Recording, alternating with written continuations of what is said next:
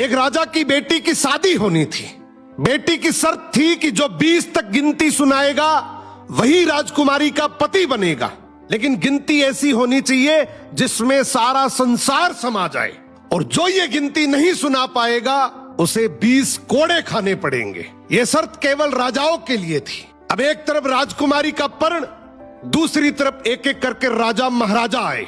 राजा ने दावत का आयोजन भी किया, मिठाई और विभिन्न पकवान भी तैयार किए। पहले सभी दावत का आनंद लेते, फिर सभा में राजकुमारी का स्वयंवर शुरू होता।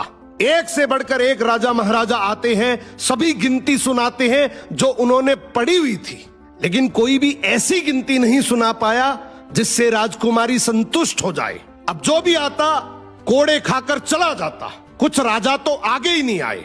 उनका कहना था कि गिनती तो गिनती होती है। राजकुमारी पागल हो गई, केवल हम सबकी बेइज्जती करवाना चाहती है।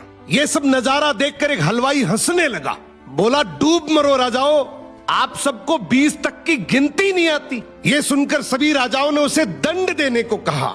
राजा ने उससे पूछा, क्या तुम गिनती जानते हो? यदि जानते हो तो सुनाओ। हलवाई बोला, हे राजन, यदि मैंने गिनती सुनाई तो क्या राजकुमारी मुझसे शादी करेगी, क्योंकि मैं आपके बराबर का नहीं हूं। ये सुनते ही पास बैठी राजकुमारी बोली, यदि तुम ये सही से गिनती सुनाओगे तो मैं तुमसे जरूर शादी करूंगी, अगर नहीं सुना पाए तो तुम्हें तो मृत्युदंड मिलेगा। राजा की आज्ञा लेकर हलवाई ने गिनती शुरू की। उसने कहा, 1 भगवान, 2 पक्ष, 3 लोक, 4 युग, 5 पांडव, 6 शास्त्र, 7 वार, 8 खंड, 9 ग्रह, 10 दिशा, 11वां रुद्र, 12 महीने, 13 रत्न, 14 विद्या, 15 तिथि, 16 श्राद्ध, 17 वनस्पति, 18 पुराण, 19वीं तुम और 20वां मैं। ये सुनते ही सब लोग हक्के बक्के रह गए और राजकुमारी हलवाई से शादी कर लेती है।